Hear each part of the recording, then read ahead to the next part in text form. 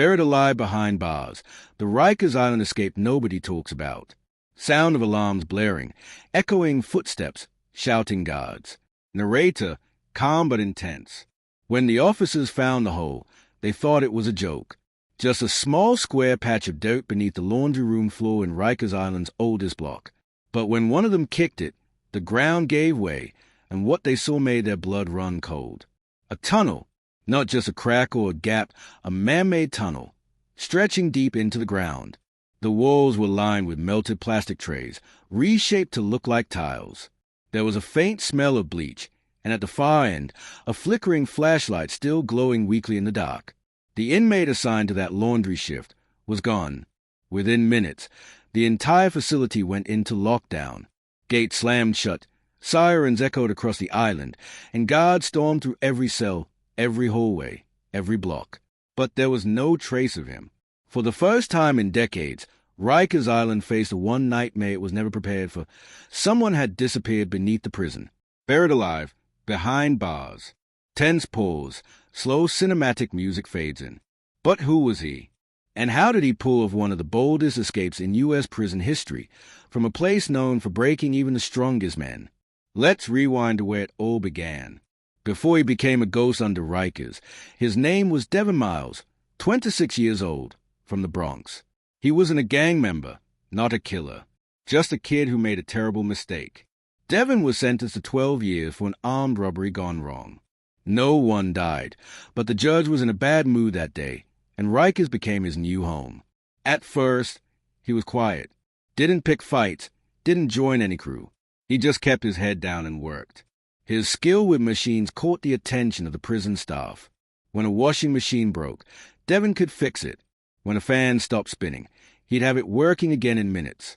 That earned him something most inmates never get: access. The laundry room, the maintenance areas, even the old basement that had been sealed off after a flood back in the 1970s.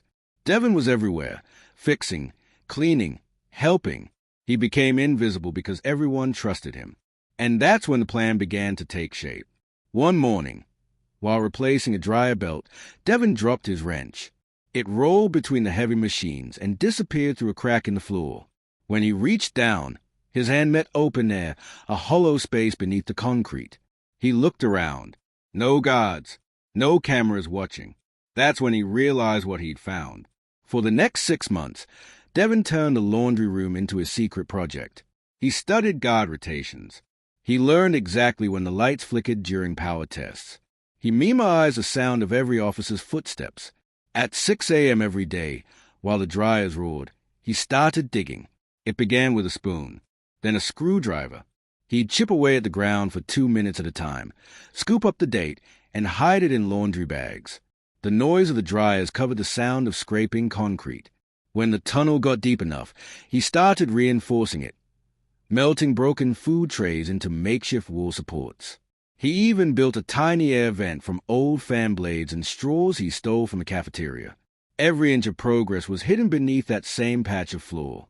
No one suspected a thing. The other inmates didn't know. The guards didn't care. To everyone else, Devon was just another quiet worker trying to survive. But something changed one night. A guard named Officer Ramirez noticed Devon coming back late from his shift. His uniform was dusty, his knees covered in dirt. When Ramirez asked what happened, Devon smiled and said, "Slip carrying towels." The guard didn't buy it. He wrote Devon's name down in his log, in red ink, just in case. From that night, Devon could feel eyes on him. But he couldn't stop. The tunnel was nearly complete. He believed that if he just made it another few feet, he'd hit a maintenance pipe that led to the old ferry docks on the island. And from there, freedom. He worked faster, harder, sleepless nights, bloody hands. Each scoop of dope brought him closer. Then, one night, he made the biggest mistake of his life. As he hammered through the final layer of soil, he hit something solid. Not rock, not dirt, metal. A loud crack echoed. Then, a hiss. A second later, freezing water exploded into the tunnel. Devon stumbled back as the pressure grew. In seconds, it was waist deep, then chest deep. Sirens erupted above him. Guards were shouting, running toward the laundry room. Devon's tunnel was flooding fast.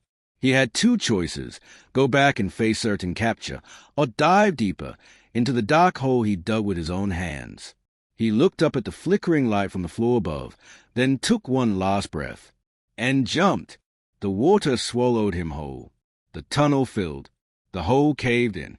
When the guards arrived, all they found was a rushing stream of muddy water and a single flashlight, still glowing at the edge. They searched for hours, days. Nothing. Some said Devon drowned and his body washed out to the river. Others swore he made it through, crawling out somewhere under the docks on the far side of the island. But the truth? No one knows. All they know is that Rikers Island lost a man that night, not over the wall, not through the gate, but underneath it.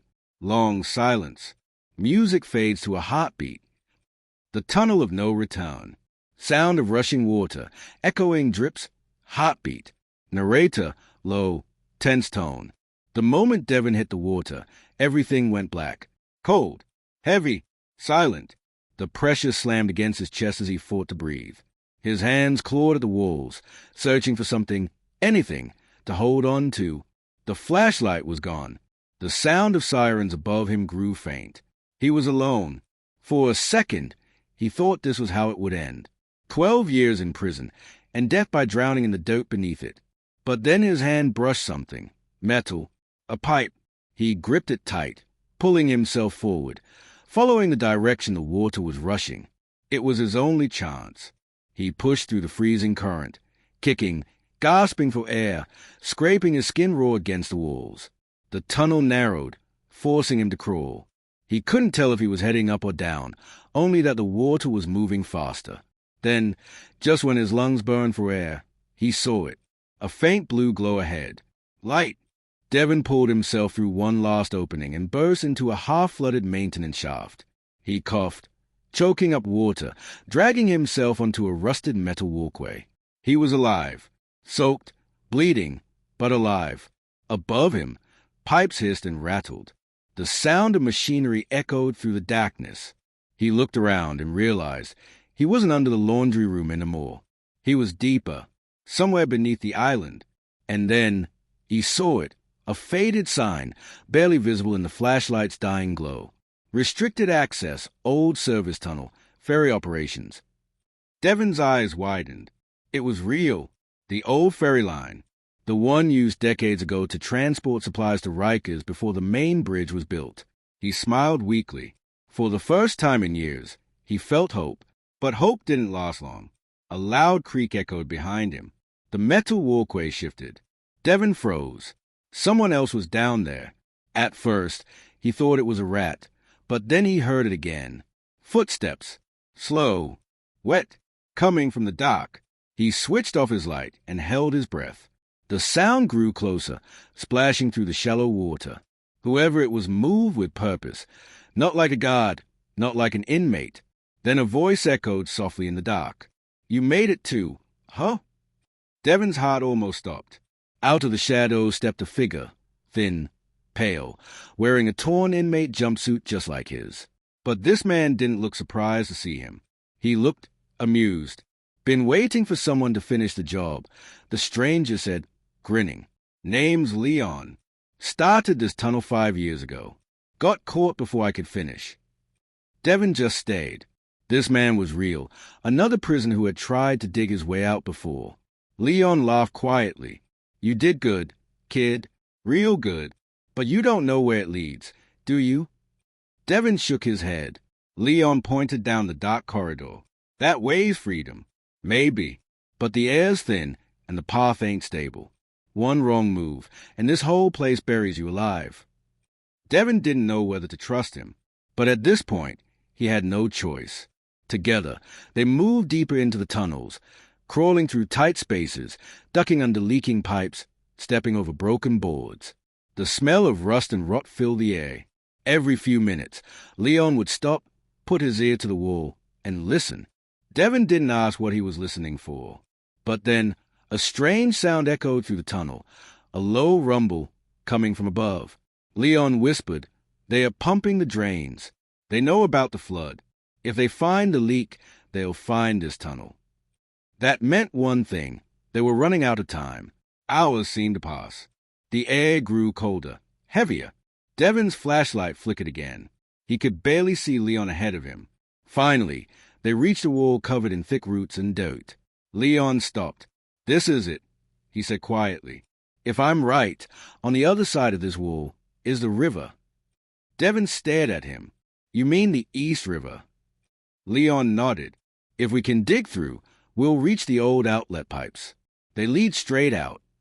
He handed Devon a broken piece of metal. "Start digging." They worked in silence, scraping through layers of mud and stone.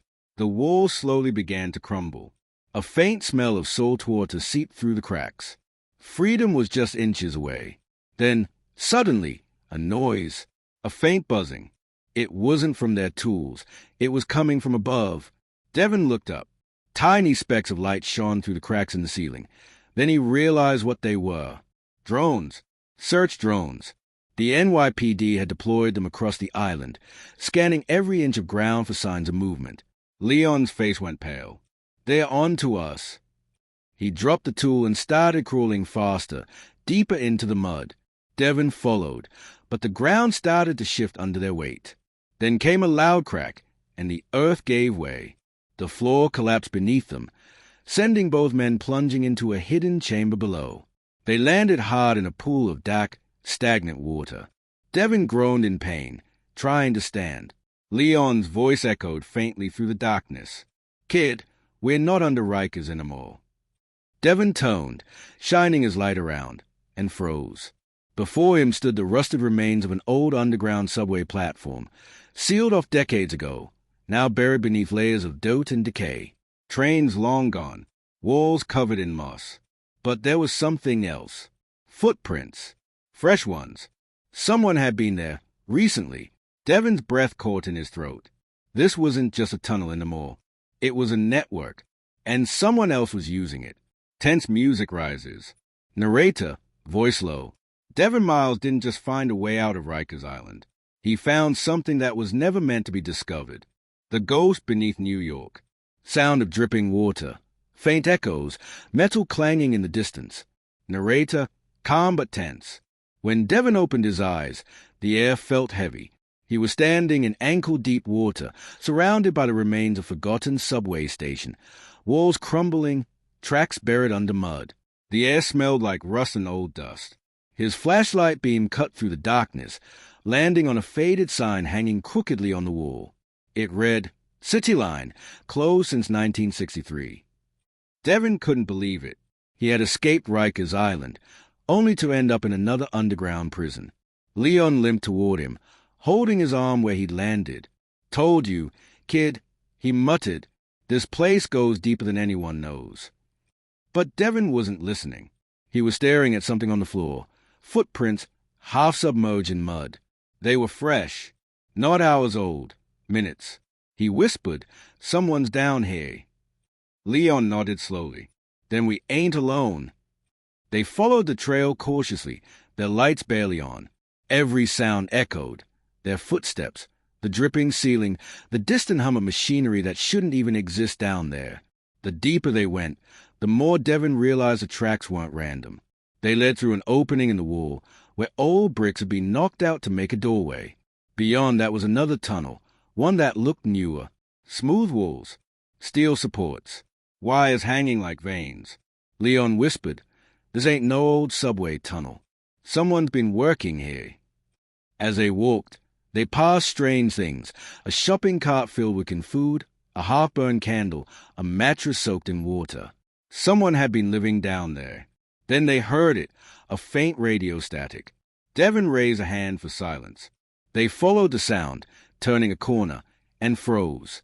Ahead of them sat a small underground room lit by a single lamp. On the floor were boxes, tools, and maps. Hand-drawn maps of Rikers Island, the East River, and Lower Manhattan. And in the center of it all, an old transistor radio, buzzing faintly with static. Leon whispered, "You seeing what I'm seeing?" Devon nodded slowly. Whoever this is, they've been planning something. He picked up one of the maps. The ink was fresh. Encircled in red was one word, ferry. Before they could process it, they heard a noise behind them, the sharp click of a flashlight. Voice, firm, cold. Put the map down. Devon spun around. Standing at the entrance was a man, tall, wearing a maintenance jacket with a Rikers insignia. But this wasn't a guard. His uniform was dirty, torn. His face was tired but alert. "Who are you?" Devon asked. The man didn't answer. He stepped closer, gun raised, a makeshift one, built from pipe parts. "You don't belong here," he said quietly. "Nobody's supposed to find this place." Leon raised his hand slowly. "Hey, man, we're just trying to get out. We ain't here to—" Before he could finish, the man interrupted. "You came from the island, didn't you?" Devon hesitated. "Yeah." The man sighed, lowering the gun slightly. "Then you already know too much." He turned toward the far wall and kicked a small steel door open. Behind it, dim light flickered from a staircase leading even deeper underground. "Follow me," he said, "if you want to live long enough to see daylight again." Devon and Leon exchanged nervous looks, but followed. The tunnel narrowed again, the walls wet and cold. The man's flashlight beam cut through the dark as he led them down spiral steps that seemed to go on forever. Finally, they reached a massive underground chamber, and what they saw left them speechless.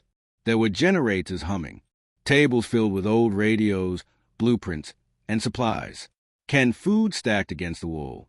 And across the far side of the room, a massive rusted hatch, sealed shut with heavy locks. The man turned to them and said, "Name's Harris.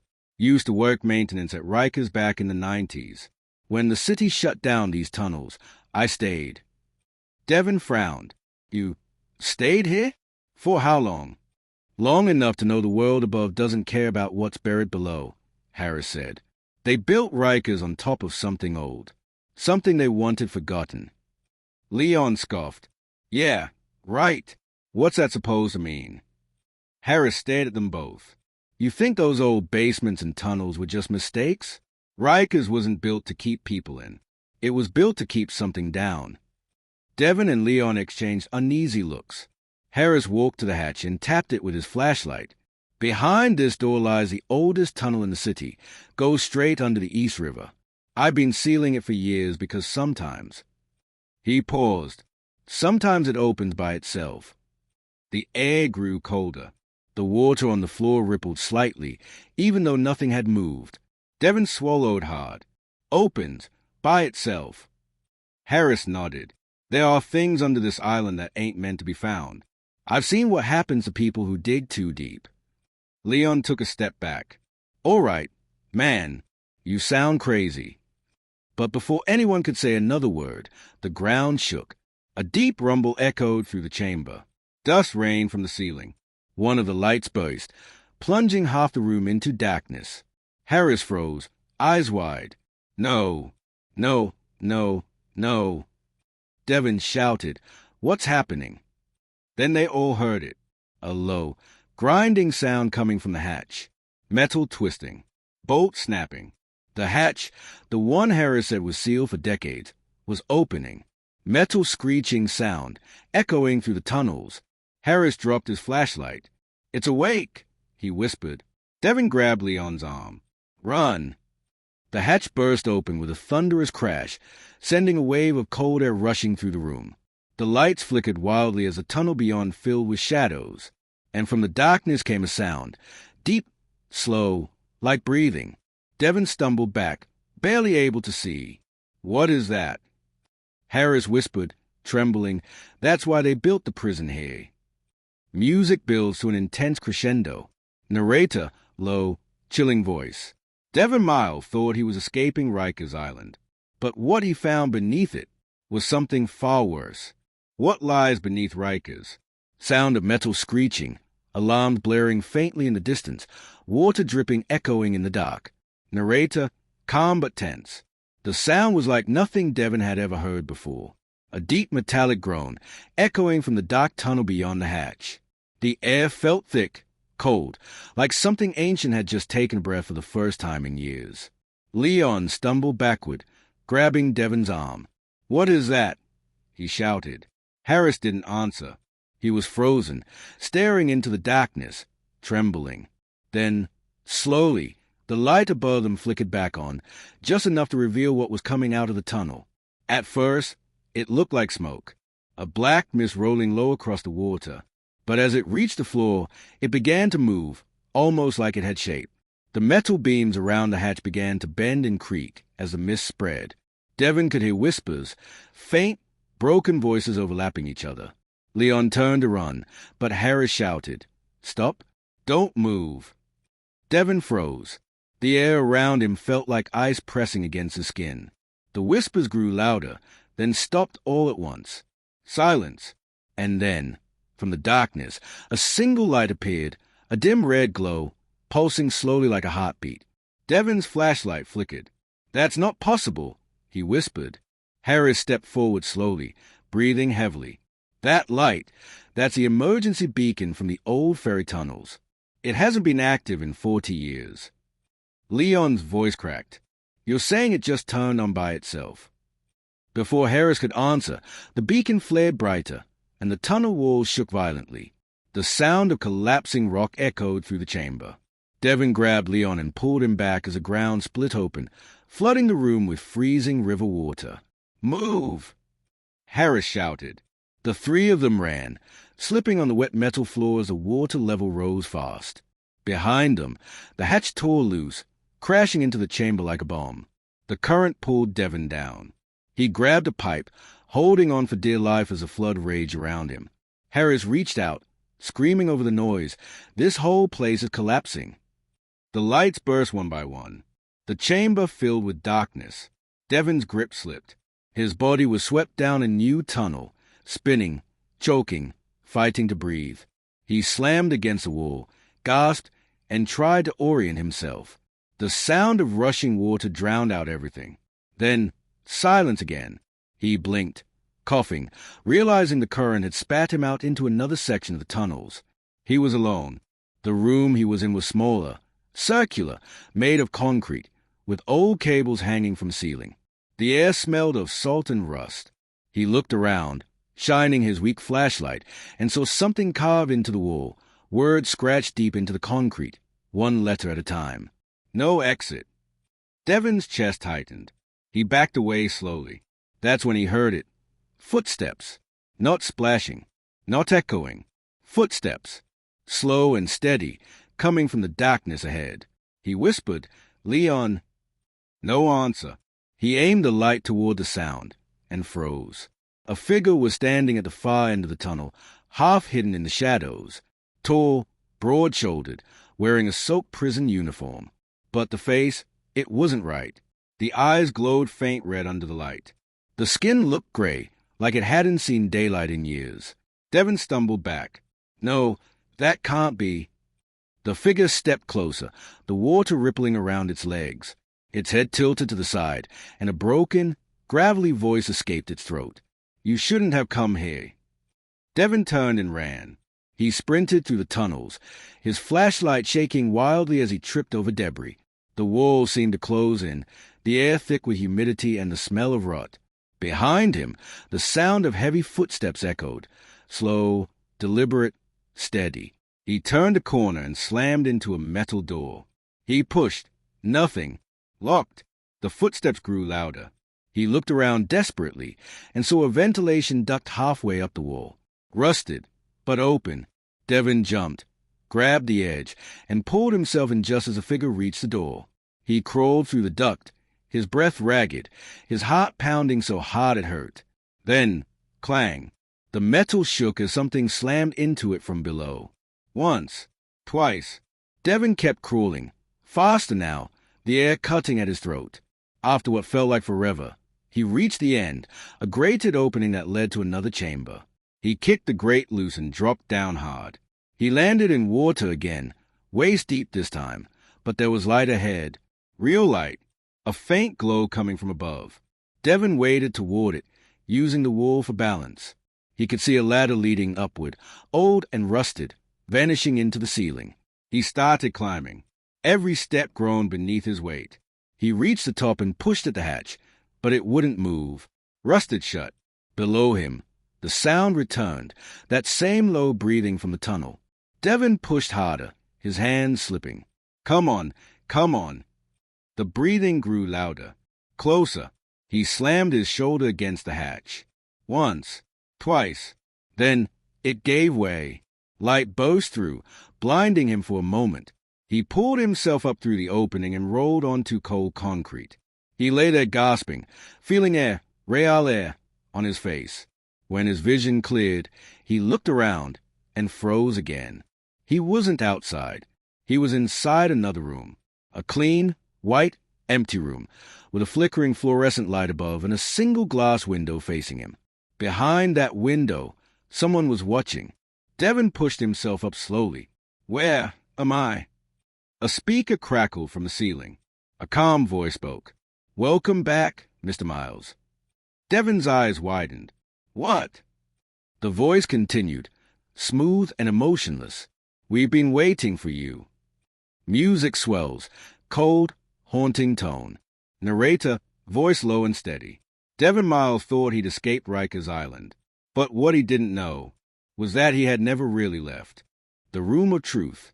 Sound of faint buzzing fluorescent lights and a low hum of ventilation fans. Narrator, steady, mysterious. When Devon opened his eyes again, everything was white. The floor, the walls, even the air felt colorless.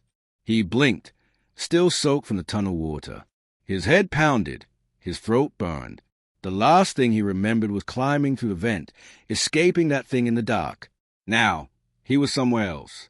A rectangular room, spotless. No doors, no cracks, just that glass window on the far wall. Behind it, a figure stood, motionless, watching him. Devon staggered to his feet. Hey, where am I? No answer. He walked closer. The figure behind the glass didn't move. It was a man, or at least looked like one, dressed in a gray suit, face half hidden by shadows. Devon pounded the glass. I said, where am I? The speaker in the ceiling clicked on. A calm, smooth voice filled the room.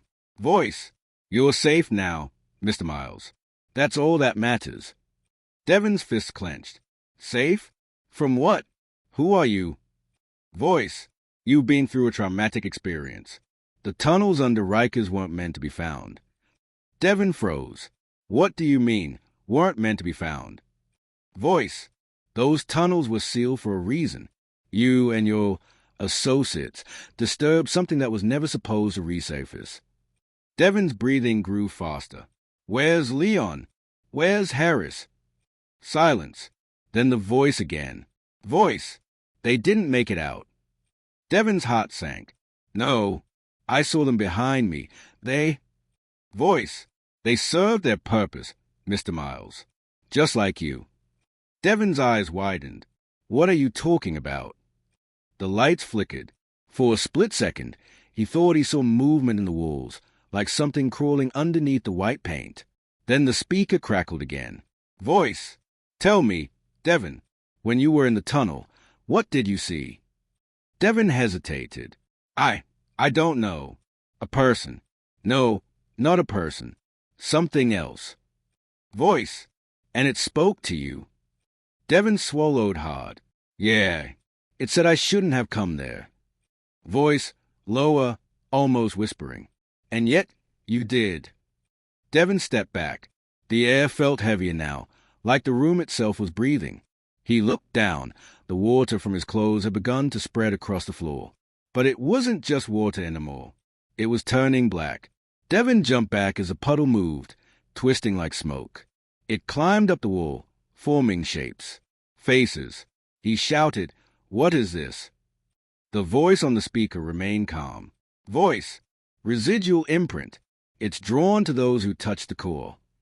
Devon's voice broke. The core of what? Voice. The island. The lights dimmed again. The glass windows suddenly turned reflective. Now he could see only himself, pale and shaking. Behind his reflection, shapes began to move, dozens of shadowed figures, faint and flickering, each wearing prison uniforms, each with hollow eyes glowing faint red. Devon stumbled backward, screaming, No, no, no, no. Then the light went out completely. Total darkness. Footsteps echoed again, this time inside the room. Devon's voice trembled. "Who's there?" The speaker stayed silent. He could hear breathing, close, right behind him. He turned slowly, raising his hands, and whispered, "Leon." A whisper answered, from inches away, "You should have stayed in your cell." A blinding flash, white light erupted, filling the room. Devon screamed, covering his face. When the light faded, the room was empty again. But now, there was a door. A single steel door on the far wall, with a red handle and a glowing sign above it. Exit. Devon stared at it for a long moment. Then, slowly, he walked forward. Each step echoed unnaturally, like he was walking in someone else's dream. He reached for the handle, and just before he touched it, the speaker came alive one last time. "Voice, if you open that door, there's no going back." Devon's hand trembled. "I already can't go back." He pulled the handle. The door swung open, and what lay beyond it made him freeze. It wasn't a hallway. It wasn't outside. It was Rikers Island. The same gray walls. The same barred cells. Everything looked exactly as it had before the escape. Devon turned around. The white room was gone. All that remained behind him was a blank concrete wall. He spun in circles, panicking. No. I got out. I was out. From down the hallway, the sound of footsteps echoed again, familiar, rhythmic. A guard appeared at the end of the corridor, flashlight in hand. "Back to your cell, Miles," the guard said. "You know the rules." Devon's lips trembled. What day is it?" The guard squinted. "Same as yesterday. February 7th. Devon shook his head slowly. "That's impossible. It was February 7th when I escaped." The guard frowned. "Escape? You been here the whole time." Devon's breathing turned shallow. His hands shook violently. "No, I saw it. I was in the tunnels." The guard's expression turned cold. "Tunnels? There are no tunnels under Rikers."